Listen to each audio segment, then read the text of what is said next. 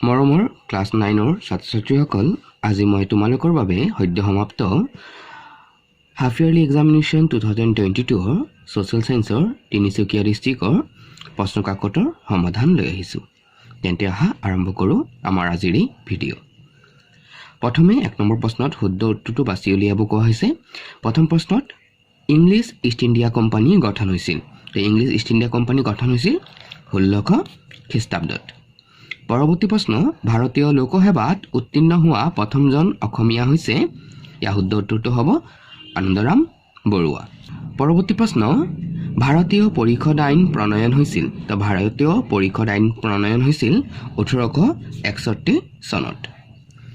Question number D ভাৰতীয়সকলক লোকসেৱাৰ পদবীত নিয়োগ কৰাৰ আশ্বাস দিছিল, ইয়াৰ শুদ্ধ উত্তৰটো হ'ব 1858 চনৰ মহাৰাণীৰ ঘোষণা পত্ৰ। কুৱেশ্যন নম্বৰ ই আৰ্য সমাজ প্ৰতিষ্ঠা কৰিছিল, শুদ্ধ উত্তৰটো হ'ব দয়ানন্দ সৰস্বতীয়ে। ভাৰতীয় জাতীয় কংগ্ৰেছৰ প্ৰথম মহিলা সভাপতি আছিল। তো ভাৰতীয় জাতীয় কংগ্ৰেছৰ প্ৰথম মহিলা সভাপতি আছিল এনি বেচান্ত। পৰৱৰ্তী প্ৰশ্ন চাৰে জাহাছে আচ্ছা গীতটোৰ ৰচক হৈছিল কবি ইকবাল। ৰাজা ৰামমোহন ৰায়ক সতীদাহ প্ৰথা বিলুপ্তিৰ অভিযানত সহায় কৰা ইংৰাজ বিষয়াজন আছিল লৰ্ড উইলিয়াম বেণ্টিং। পৰৱৰ্তী প্ৰশ্ন বেদলৈ উভতি যোৱা কাৰ বাণী আছিল? এয়া স্বামী দয়ানন্দ সৰস্বতীৰ বাণী আছিল। কুৱেশ্যন নম্বৰ জে অস্ত্ৰ আইন জাৰি কৰা ইংৰাজ বিষয়াজন আছিল লৰ্ড লিটন। মায়ামৰা সত্ৰ কোন সংগতিৰ অন্তৰ্গত? এয়া হ'ব কি কাল সংহতি। কুৱেশ্যন নম্বৰ এল কোন ৰজাৰ ৰাজত্বকালত মোৱামৰীয়া বিদ্ৰোহৰ সমাপ্তি ঘটিছিল? এই শুদ্ধ উত্তৰটো হ'ব কমলেশ্বৰ সিংহ। কুৱেশ্যন নম্বৰ এম মোৱামৰীয়াসকলৰ প্ৰথম ৰজা আছিল ৰমানন্দ। কুৱেশ্যন নম্বৰ এন ইনচেলবাৰ্গ আৰু ইয়াৰডাং সৃষ্টি হয় আমি জানো বতাহৰ কাৰ্যত।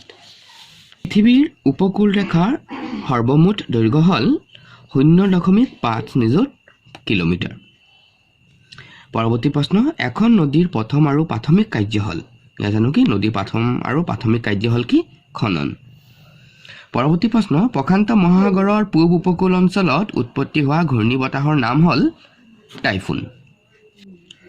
পৰৱৰ্তী প্ৰশ্ন বতাহৰ গতিবেগৰ এককটো হৈছে নট। কুৱেশ্যন নম্বৰ এছ মেঘ বৰষুণ ঘূৰ্ণী বতাহ ধুমুহা আদি বায়ুমণ্ডলৰ কোনটো স্তৰত সংঘটিত হয়? এই আটাইবোৰ বস্তু সংঘটিত হয় ট্ৰপস্ফিয়াৰ। পৃথিৱীৰ উপৰিভাগৰ কিমান শতাংশ জলভাগে আগুৰি আছে? এয়া হ'ব 71%। কুৱেশ্যন নম্বৰ ইউ ভাৰতৰ প্ৰথমটো আঞ্চলিক ৰাজনৈতিক দল হ'ল DMK। কুৱেশ্যন নম্বৰ ভি একদলীয় শাসন ব্যৱস্থা থকা এখন দেশৰ উদাহৰণ হ'ব চীন। পৰৱৰ্তী প্ৰশ্ন ভাৰতত কেন্দ্ৰীয় চৰকাৰ পৰ্যায়ৰ প্ৰথম মৰ্চা চৰকাৰ গঠন হৈছিল, হ'ব 1977 চনত। পৰৱৰ্তী প্ৰশ্ন অৰ্থবিজ্ঞানৰ পিতৃস্বৰূপ কোন? ইয়াৰ শুদ্ধ উত্তৰটো হ'ব এডাম স্মিথ। পৰৱৰ্তী প্ৰশ্ন অৰ্থবিজ্ঞানৰ কল্যাণ ভিত্তিক সংজ্ঞাটো কোনে আগবঢ়াইছিল? তো এয়া আগবঢ়াইছিল আলফ্ৰেড মাৰ্শ্বেলে। ইয়াৰ পিছত সুধিছে ফৰ্ট উইলিয়াম কি? তো ইংৰাজসকলৰ কলিকতাৰ এটা বাণিজ্য কেন্দ্ৰৰ নাম আছিল কি ফৰ্ট উইলিয়াম। জলপথেৰে পৃথিৱী প্ৰদক্ষিণ কৰিবলৈ সমৰ্থ হোৱা ইংৰাজ নাবিকজন কোন আছিল? তেওঁ আছিল ফ্ৰান্সিছ ড্ৰেক। পৰৱৰ্তী প্ৰশ্ন কোন চনত কোম্পানীৰ মুদ্ৰাৰ পৰা মোগল সম্ৰাটৰ নামটো আঁতৰাই দিয়া হৈছিল? তো এয়া আঁতৰাই দিয়া হৈছিল 1835 চনত। ইয়াৰ পৰৱৰ্তী প্ৰশ্ন ভাৰতত পোনপ্ৰথমে ৰেল যাতায়াত কেতিয়া সূচনা হৈছিল? এয়া হৈছিল 1853 চনত। কোন চনত ব্ৰহ্মসভা নামৰ অনুষ্ঠানটি স্থাপন হৈছিল? এয়া হ'ব 1828 চনত। ইয়াৰ পৰৱৰ্তী প্ৰশ্ন সুধিছে যে কৃষ্ণৰাম ভট্টাচাৰ্য কোন আছিল? আমি জানো যে নদিয়াৰ এজন শাক্ত ব্ৰাহ্মণ আছিল কোন কৃষ্ণৰাম ভট্টাচাৰ্য। তেওঁ পৰ্বতীয়া গোসাঁই নামেৰেও জনাজাত। পৰৱৰ্তী প্ৰশ্ন অসমৰ ক'ত লোন উৎপাদন কৰা হৈছিল? শদিয়া আৰু নগা পাহাৰত। আহোমসকলৰ প্ৰধান উপাস্য দেৱতাজনৰ নাম কি আছিল? সোমদেৱ।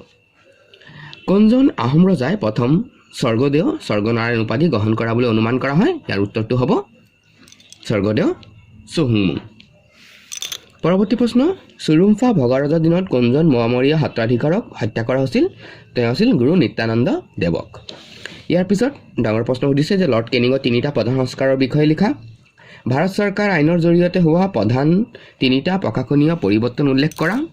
ভাৰতীয় জাতীয় জাগৰণ গঢ়ি তোলাত ৰাজা ৰামমোহন ৰায়ৰ অৱদান বিষয়ে লিখা। ভাৰতীয় জাতীয় জাগৰণ গঢ়ি তোলাত পাশ্চাত্য শিক্ষাৰ 4টা প্ৰভাৱৰ বিষয়ে লিখা। কেপ্টেইন ৱেলছৰ অসম সম্পৰ্কীয় বিৱৰণ আলোচনা কৰা আৰু মোৱামৰীয়া বিদ্ৰোহৰ ফলাফল আলোচনা কৰা। পৰৱৰ্তী প্ৰশ্ন সুধিছে যে ইনচেলবাৰ্গ কি? তো ইনচেলবাৰ্গ হৈছে কি? সাধাৰণতে মৰুভূমিত চকুত পৰা বিশেষ আকৃতিৰ ক্ষয়প্ৰাপ্ত চাপৰ পাহাৰ। আৰু ইনচেলবাৰ্গৰ অৰ্থ হৈছে দ্বীপৰ দৰে অকলশৰীয়া পাহাৰ বা পৰ্বত। পৰৱৰ্তী প্ৰশ্ন সুধিছে যে বাহ্যিক কাৰক কাক বোলে? তো আমি জানো যে যিবোৰ কাৰকে আমি দেখিব পৰাকৈ বাহিৰৰ পৰা ক্ৰিয়া কৰে তেনে কাৰকবোৰকে বাহ্যিক কাৰক বোলা হয়, যেনে সূৰ্যৰ উত্তাপ, বতাহ, বৰষুণ, নদী, হিমবাহ আদি। পৰৱৰ্তী প্ৰশ্ন, উপকূল কাক বোলে?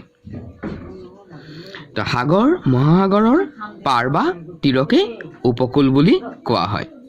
ইয়াৰ পিছত সুধিছে নদী অৱবাহিকা বুলিলে কি বুজা?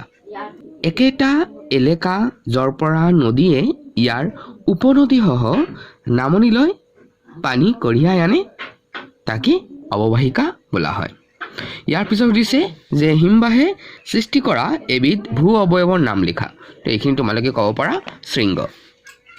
পৰৱৰ্তী প্ৰশ্ন, বতাহৰ গতিবেগ জোখা যন্ত্ৰটোৰ নাম কি? তো বতাহৰ গতিবেগ এনিম'মিটাৰৰ জৰিয়তে জোখা হয়। ইয়াৰ পিছৰ প্ৰশ্নত তোমালোকে সুধিছে হোম'স্ফিয়াৰ আৰু হেটেৰ'স্ফিয়াৰৰ মাজৰ সীমাটোৰ নাম কি? তো এইখিনি কিতাপত ধুনীয়াকৈ দিয়া হোৱা নাই, কেইবাটাও ৰেফাৰেঞ্চ কিতাপত চাই মেলি এইখিনি উত্তৰ তোমালোকে মেছ'প'জ দিব পাৰা। পৰৱৰ্তী প্ৰশ্ন, প্লাৱনভূমি কি? ইয়াৰ সৃষ্টি কেনেকৈ হয় লিখা। 3 মাৰ্ক ধাৰ্য কৰা হৈছে। বায়ু প্ৰবাহত পৃথিৱীৰ মধ্যাকৰ্ষণ শক্তিৰ ভূমিকা সম্পৰ্কে চমুকৈ লিখা। পৃথিৱীৰ অনুকূল প্ৰাকৃতিক পৰিৱেশ সৃষ্টিত বায়ুমণ্ডলৰ গুৰুত্ব সম্পৰ্কে লিখা। অশ্বক্ষুৰা হ্ৰদ কি? চিত্ৰৰ সহায়ত ইয়াৰ সৃষ্টি কেনেকৈ হয় বুজোৱা। ইয়াৰ পিছত কৈছে ৰাজনীতি বিজ্ঞান আৰু অৰ্থনীতিৰ পৰা প্ৰশ্ন, ৰাজনৈতিক দলৰ এটা প্ৰধান কাৰ্য লিখা। উৎপাদনৰ উৎপাদিত আহিলাক কি বুলি কোৱা হয়? এয়া হ'ব কি? মূলধন। ইয়াৰ পৰৱৰ্তী প্ৰশ্ন সুধিছে যে ৰাজনৈতিক দলৰ 3টা প্ৰধান বৈশিষ্ট্য লিখা। গণতন্ত্ৰত বিৰোধী দলৰ 3টা ভূমিকা উল্লেখ কৰা। ৰবিনছৰ অৰ্থবিজ্ঞানৰ সংজ্ঞাটোৰ মৌলিক ধাৰণা কেইটা কি কি? জানাই যে 3টা ধাৰণা দিছিলে, এই 3টা ধাৰণাৰ কথা লিখি দিব লাগিব। আৰু লাষ্টত আৰ্থিক বস্তু আৰু অনাৰ্থিক বস্তুৰ পাৰ্থক্য লিখিবলৈ কোৱা হৈছে, ইয়াৰ কাৰণে 4 মাৰ্ক দিয়া হৈছিল। তো ছাত্ৰ ছাত্ৰীসকল, এয়াই আছিল হাফ ইয়াৰলি এক্সামিনেশ্যন 2022ৰ তিনিচুকীয়া ডিষ্ট্ৰিক্টৰ সমাজ বিজ্ঞানৰ সমাধান কৰা প্ৰশ্ন কাকত। ভিডিঅ'টো যদি ভালে পোৱা তেনেহ'লে ইয়াক আগলৈ শ্বেয়াৰ কৰি দিবা আৰু লগতে চেনেলটো ছাবস্ক্ৰাইব কৰিবলৈ নাপাহৰিবা। আজিলৈ ইমানেই।